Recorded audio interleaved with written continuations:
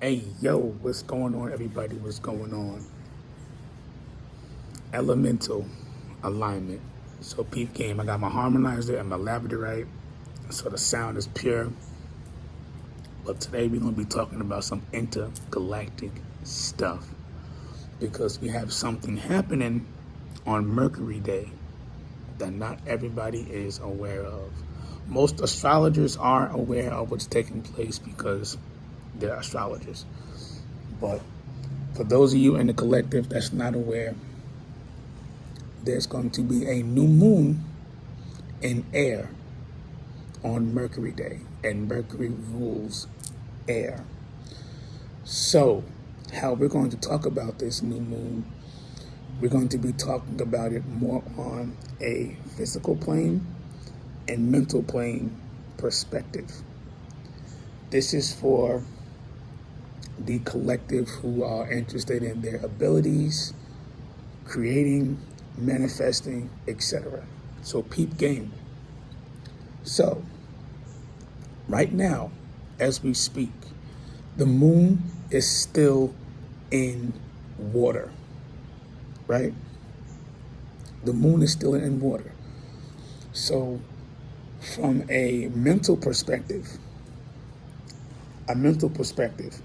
see, right now I'm facing east in alignment with self. I'm in alignment with self right now.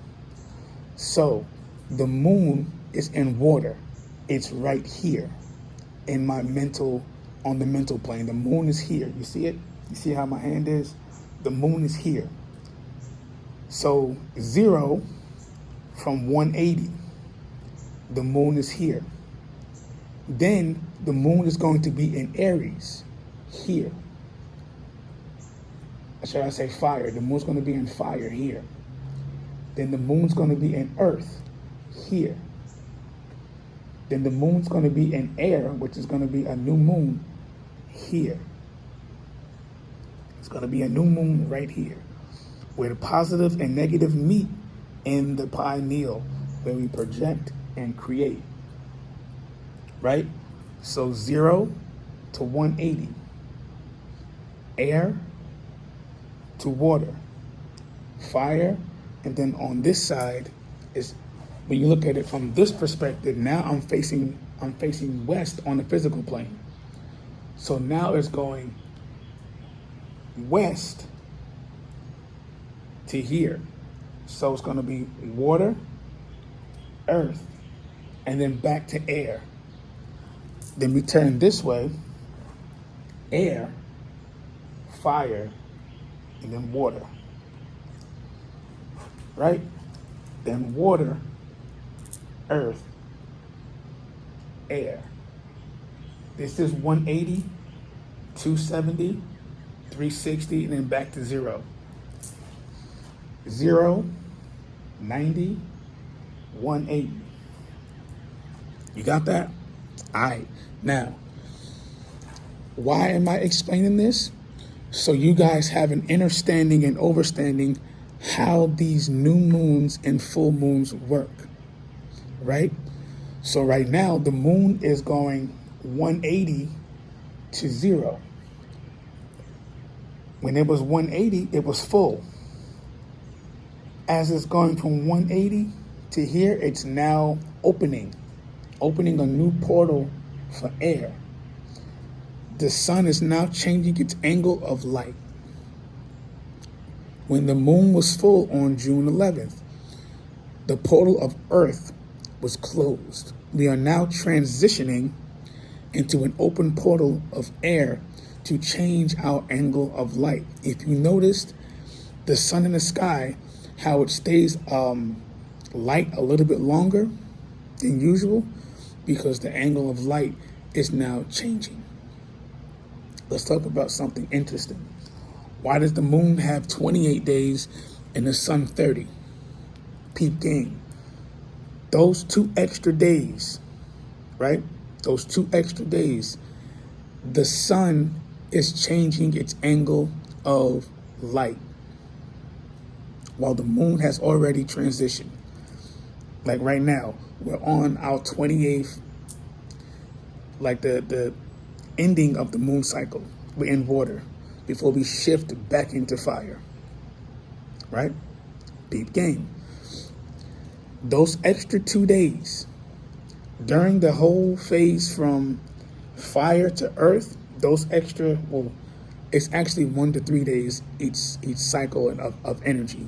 But when you're in earth, the last 2 days of that's where the sun is going to be leading and changing its angle of light and going into air. And you'll see it in the sky visibly, how it's higher than usual. And you won't see the sun set until a little bit later. If you notice that it has been getting dark around 8:30, 8:45 now. Very interesting. And if you peep that 8:45, that's a combination. Water and fire, southwest. And where's the moon right now? Southwest. Everything is in the numbers. The codes are in the numbers. The directions are in the numbers. The energy is in the numbers. When you take my science class, we go deep into those numbers and how to convert the numbers into energy, and how to convert the numbers into energy. That's one. How to convert the compass into a clock. That's two. And how to convert the compass into a 369, and you combine all three of them to where you're able to jump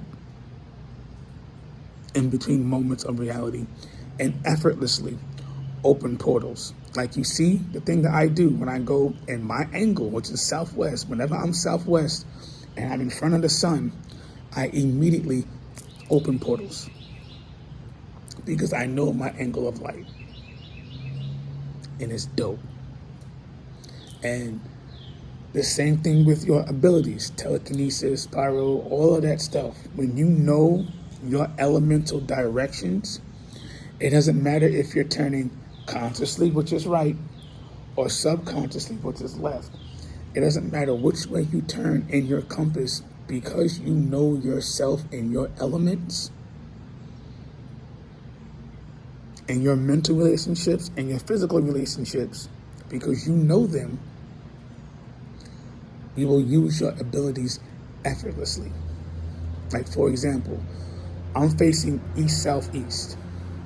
This is my creative visual that I create with my pineal, balancing my subconscious and conscious mind.